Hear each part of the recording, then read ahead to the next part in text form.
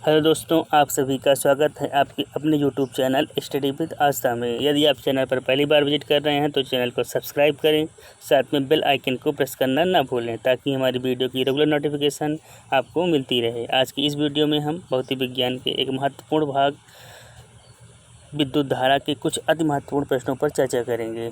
Video को शुरू से अंत तक अवश्य देखें। पहला क्वेश्चन, लाउड स्पीकर में ऊर्जा परिवर्तन होता है। ऑप्शन ए ध्वनि से यांत्रिक और यांत्रिक से विद्युत ऊर्जा में। ऑप्शन बी विद्युत से यांत्रिक और यांत्रिक से ध्वनि ऊर्जा में। ऑप्शन सी ध्वनि से विद्युत और विद्युत से ध्वनि ऊर्जा में। ऑप्शन डी यांत्रिक से ध्वनि ऊर्जा में। तो जो लाउड स्पीकर होता है उसमें ध्वनि से विद्युत और विद्युत से ध्वनि ऊर्जा में रूपांतरण होता है, यानी कि ऑप्शन सी करेक्ट होगा। लाउड स्पीकर एक ऐसा यंत्र है जो माइक्रोफोन से सर्वप्रथम ध्वनि ऊर्जा को विद्युत ऊर्जा में एवं तत्पश्चात विद्युत ऊर्जा को ध्वनि ऊर्जा में परिवर्तित करता है। नेक्स्ट क्वेश्चन नंबर 2, एक फोटो विद्युत सेल डॉट परिवर्तित करता है। ऑप्शन ए प्रकाश ऊर्जा को ऊष्मा ऊर्जा में। ऑप्शन बी प्रकाश ऊर्जा को ध्वनि ऊर्जा में। ऑप्शन सी प्रकाश ऊर्जा को विद्युत ऊर्जा में। ऑप्शन डी विद्युत ऊर्जा को प्रकाश ऊर्जा में। तो एक फोटो विद्युत सेल जो होता है वो प्रकाश ऊर्जा को विद्युत ऊर्जा में परिवर्तित करता है, यानी कि ऑप्शन सी करेक्ट होगा। फोटो विद्युत सेल प्रकाश विद्युत प्रभाव के सिद्धांत पर कार्य करता है।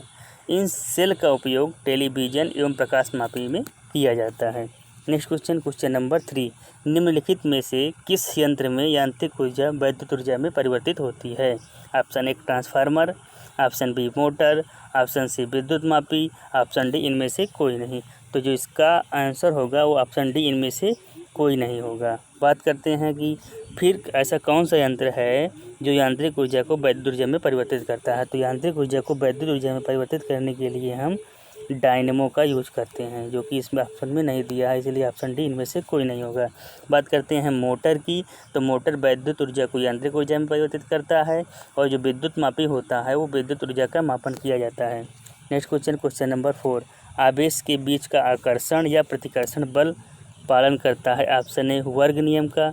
ऑप्शन बी व्युत्क्रम नियम का। ऑप्शन सी ऑप्शन ए और बी दोनों। ऑप्शन डी इनमें से कोई नहीं। तो जो आवेशों के बीच आकर्षण या प्रतिकर्षण बल पालन करता है वो ऑप्शन सी ए और बी दोनों का करता है, यानी कि ऑप्शन सी करेक्ट होगा। बात करते हैं कि हम जानते हैं कि समान प्रकार के आवेश एक दूसरे को प्रतिकर्षित करते हैं व विपरीत प्रकार के आवेश एक दूसरे को आकर्षित करते हैं।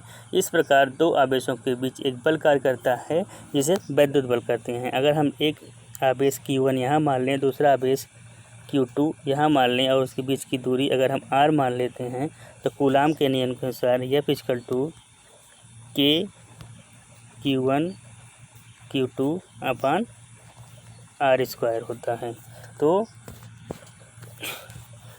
हम कह सकते हैं कि आवेश के बीच आकर्षण या प्रतिकर्षण बल जो पालन करता है वर्ग एवं व्युत्क्रम नियम के दोनों का पालन करता है, क्योंकि हम जानते हैं कि F जो होता है F अनुकमानुपाती होता है Q1 और Q2 के, और F व्युत्क्रमानुपाती होता है 1/r² के। तो इस दोनों सही है। नेक्स्ट क्वेश्चन नंबर 5, सामान्य विद्युत उपकरणों के लिए फ्यूज तार में निम्नलिखित गुण होने चाहिए। ऑप्शन ए मोटा तार। ऑप्शन बी पतला तार। ऑप्शन सी निम्न गलनांक मिश्र धातु। ऑप्शन डी उच्च गलनांक मिश्र धातु। तो जो सामान्य विद्युत उपकरण के लिए जो फ्यूज तार होते हैं वो पतले होने चाहिए, तो उसके साथ साथ उसका निम्न गलनांक होना चाहिए, यानी कि ऑप्शन सी करेक्ट होगा। 2 एवं 3 यानी कि 2 और 3 दोनों सही हैं। जिसमें विद्युत धारा परिपथ में अधिक धारा प्रवाहित होने पर यह गल जाए तथा विद्युत परिपथ सुरक्षित रह जाएगी। ऐसा क्यों होता है कि जो फ्यूज होती हैं उनका तार पतला और निम्न गलनांक मिश्र धातु का होता है, क्योंकि इससे क्या होगा कि विद्युत परिपथ में अधिक धारा प्रवाहित होने पर यह गल जाएगा तथा विद्युत परिपथ सुरक्षित रहेगा। नेक्स्ट क्वेश्चन नंबर 6, डीसी की अपेक्षा एसी का क्या लाभ है। ऑप्शन ए इसमें अधिक विद्युत ऊर्जा समाहित होती है। ऑप्शन बी यह वोल्टेज के उतार चढ़ाव से मुक्त होती है। ऑप्शन सी इसकी उत्पादन लागत काफ़ी कम होती है। ऑप्शन डी न्यूनतम शक्ति क्षय के साथ इसका संचालन लंबी दूरी के लिए किया जा सकता है। तो डीसी की अपेक्षा एसी का यह लाभ होता है कि इसे न्यूनतम शक्ति क्षय के साथ इसका संचालन लंबी दूरी के साथ किया जा सकता है, यानी कि ऑप्शन डी करेक्ट होगा। नेक्स्ट क्वेश्चन नंबर 7, स्थिर तापमान पर कंडक्टर में वहनशील तरंग दोनों छोरों के बीच के महत्वपूर्ण अंतर के अनुपात में है। इसको क्या कहा जाता है? ऑप्शन ए जूल का नियम, ऑप्शन बी ओम का नियम, ऑप्शन सी लेंज का नियम, ऑप्शन डी फैराडे का नियम। तो ये ओम का नियम कहलाता है, यानी कि ऑप्शन बी करेक्ट होगा। हम जानते हैं कि वहनशील तरंग विद्युत धारा होती है। चालक के छोरों के बीच का महत्वपूर्ण अंतर अर्थात विभवांतर होता है। धारा एवं विभव में ताप आदि भौतिक अवस्थाओं के स्थिर रहने पर सीधा संबंध होता है। इसे ओम का नियम कहते हैं। ओम के नियम के अनुसार भी अनुपाती होता है आई के, यानी कि V = I/R। ये इसका रूल होता है, जहाँ R एक नियतांक है जिसे चालक का प्रतिरोध कहते हैं। नेक्स्ट क्वेश्चन नंबर 8, रोशनी के लिए प्रयुक्त साधारण ट्यूब में होता है। ऑप्शन ए फ्लोरेसेंट पदार्थ व अक्रिय गैस, ऑप्शन बी एक फिलामेंट परावर्ती पदार्थ व पारावाष्प, ऑप्शन सी फ्लोरेसेंट पदार्थ व पारावाष्प, ऑप्शन डी दो फिलामेंट फ्लोरेसेंट पदार्थ व पारावाष्प। तो जो रोशनी के लिए लाइट के लिए साधारण ट्यूबलाइट में होता है उसमें दो फिलामेंट फ्लोरेसेंट पदार्थ व पारावाष्प होता है, यानी कि ऑप्शन डी करेक्ट होगा। नेक्स्ट क्वेश्चन नंबर 9, डायोड वह प्रयुक्ति है जो धारक हो। ऑप्शन ए एक दिशा में प्रवाहित होने देती है, ऑप्शन बी दोनों दिशाओं में प्रवाहित होने देती है, ऑप्शन सी किसी भी दिशा में प्रवाहित नहीं होने देती है, ऑप्शन डी उपर्युक्त में से कोई नहीं। तो जो डायोड होता है वो धारा को एक दिशा में प्रवाहित होने देती है, यानी कि ऑप्शन ए करेक्ट होगा। डायोड वाल्व में धारा केवल एक दिशा में बह सकती है, इसी कारण इसे वाल्व कहते हैं। चूँकि इनमें दो इलेक्ट्रोड होते हैं अतः इसे डायोड कहते हैं। डायोड का आविष्कार फ्लेमिंग ने किया था 1904 में। फ्लेमिंग कहाँ के निवासी थे? इंग्लैंड के। नेक्स्ट क्वेश्चन नंबर 10, निम्न यंत्र से विद्युत धारा का मापन करते हैं। Option A volt meter, option B anemometer, option C commutator, option D ammeter. तो जो विद्युत धारा का मापन होता है वो अमीटर के द्वारा होता है, यानी कि ऑप्शन डी करेक्ट होगा। नेक्स्ट क्वेश्चन नंबर 11, ट्रायोड का प्रयोग होता है। ऑप्शन ए एम्पलीफायर के रूप में, ऑप्शन बी दोलित्र के रूप में, ऑप्शन सी ट्रांसमीटर के रूप में, ऑप्शन डी ये सभी में। तो जो ट्रायोड होता है उसका उपयोग हम एम्पलीफायर, दोलित्र और ट्रांसमीटर तीनों में करते हैं, यानी कि ऑप्शन डी करेक्ट होगा ये सभी में। नेक्स्ट क्वेश्चन नंबर 12, पीजो विद्युत प्रभाव ... द्वारा विद्युत उत्पादन है। ऑप्शन ए रासायनिक प्रभाव, ऑप्शन बी परिवर्तित क्षेत्र, ऑप्शन सी तापमान, ऑप्शन डी दाब। तो जो पीजो विद्युत प्रभाव होता है वो दाब द्वारा विद्युत उत्पादन है, यानी कि ऑप्शन डी करेक्ट होगा। Next question number 13, electron volt मात्रक है। ऑप्शन ए शक्ति का, ऑप्शन बी विभवांतर का, ऑप्शन सी इलेक्ट्रॉनिक चार्ज का, ऑप्शन डी ऊर्जा का। तो जो इलेक्ट्रॉन वोल्ट होता है वो ऊर्जा का मात्रक है, यानी कि ऑप्शन डी करेक्ट होगा। 1 इलेक्ट्रॉन वोल्ट = 1.6 × 10⁻⁻19 जूल होता है। नेक्स्ट क्वेश्चन नंबर 14, बिजली घर में से सप्लाई की जाने वाली वोल्टेज को स्थिर करने के लिए प्रयोग में लाई जाती है। Option A dynamo, option B transformer, option C ammeter, option D generator. तो जो बिजली घर से सप्लाई की जाने वाली वोल्टेज को स्थिर रखने के लिए हम ट्रांसफार्मर का यूज करते हैं, यानी कि ऑप्शन बी करेक्ट होगा। इसका मुख्य उपयोग यानी कि ट्रांसफार्मर का जो हम लोग उपयोग करते हैं वो वोल्टेज को बढ़ाने के लिए, विद्युत ऊर्जा को अधिक दूरी तक सप्लाई करने के लिए किया जाता है। नेक्स्ट क्वेश्चन नंबर 15, एक फ्यूज तार का उपयोग ... के लिए होता है।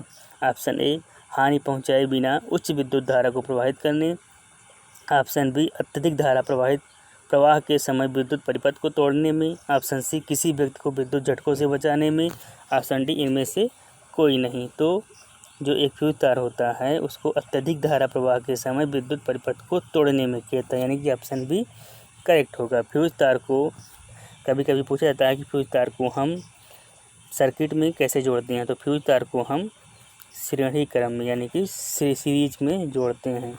बात करते हैं फ्यूज तार बना किसका होता है। तो फ्यूज तार शीशा प्लस टिन का मिश्रण होता है। नेक्स्ट क्वेश्चन नंबर 16, ट्रांजिस्टर मुख्यतः है। ऑप्शन ए बिजली से चलने वाला साधन, ऑप्शन बी धारा से चलने वाला साधन, ऑप्शन सी वोल्टता से चलने वाला साधन, ऑप्शन डी प्रतिरोध से चलने वाला साधन। तो जो ट्रांजिस्टर होता है वो धारा से चलने वाला साधन होता है, यानी कि ऑप्शन बी करेक्ट होगा। ट्रांजिस्टर का उपयोग हम प्रवर्धक यानी कि एम्पलीफायर में, दोलित्र यानी कि ऑसिलेटर में तथा मॉडुलक में करते हैं। नेक्स्ट क्वेश्चन नंबर 17, रेक्टिफायर का प्रयोग किया जाता है। ऑप्शन ए उच्च वोल्टेज को निम्न वोल्टेज में बदलने के लिए, ऑप्शन बी निम्न वोल्टेज को उच्च वोल्टेज में बदलने के लिए, ऑप्शन डी डीसी को एसी में बदलने के लिए, ऑप्शन डी एसी को डीसी में बदलने के लिए। तो जो हम रेक्टिफायर का प्रयोग करते हैं वो एसी को डीसी में बदलने के लिए करते हैं, यानी कि ऑप्शन डी करेक्ट होगा। नेक्स्ट क्वेश्चन नंबर 18, किसी ट्रांजिस्टर का उपयोग हो सकता है। ऑप्शन ए स्विच के रूप में, ऑप्शन बी प्रवर्धक के रूप में, ऑप्शन सी ए और बी दोनों के रूप में, ऑप्शन डी इनमें से कोई नहीं।